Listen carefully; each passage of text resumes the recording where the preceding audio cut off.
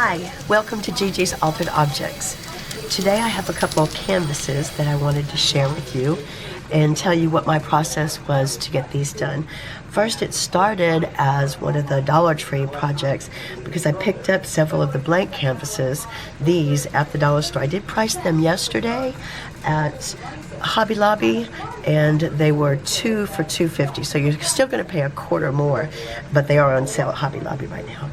So the first thing I do is go through my stash and my flowers, my keys, and figure out what types of things I'm going to put on the actual canvas.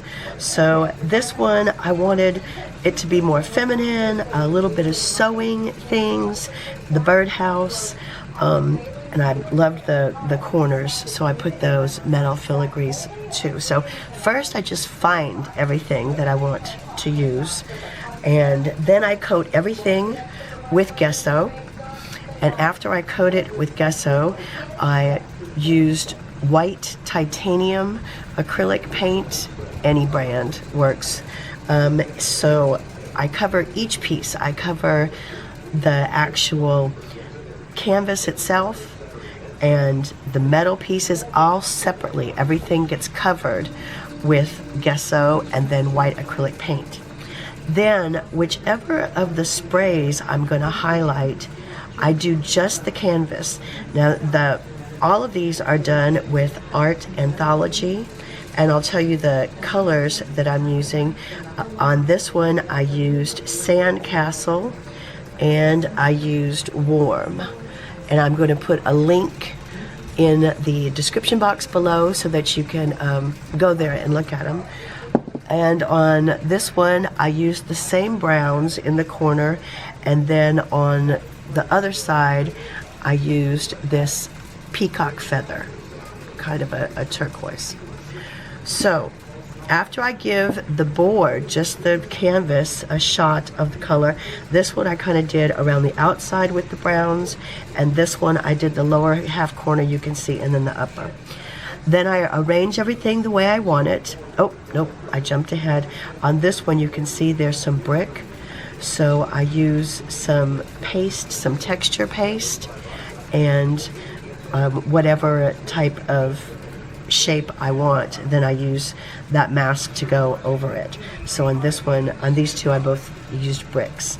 After that dries, and you can use a heat gun or just let it air dry, then I do one more shot on just the bricks of the color that I'm going to use, because sometimes it's hard to get underneath them and make it the fluid look that you want. So I'll do one more with the bricks, and then I kind of dab it with a brush. Then I arrange everything and put it on the way I want, and I know I've shown this to you before. My favorite glue that works so well is E6000. It has a great time. It dries rather quickly, but it's very permanent.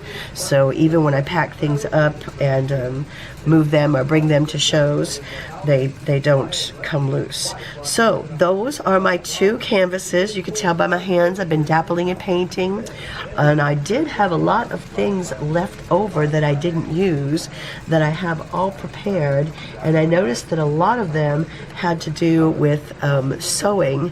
So I found this cute box at one of the estate sales that we went to, and I've gotten the gesso on it. I've painted it with white acrylic, and I have texture on it. I didn't use this. I will share it with you. I used a different mask. It has more of a floral look to it, and I like the way it looked on the top so much that I put it on the sides. So it's all disassembled. I'm redoing the inside. I'll do with this actual green that I'm using beneath this. I'm going to put that on the inside, and then the cover is going to have different of these sewing notions. I'm going to use some of these on the cover, and it'll go on top like these did, on top of the different texture that I added. So that will be the next project I show you. I'm almost finished with it, and please remember to subscribe or give me a thumbs up or comment, and happy crafting.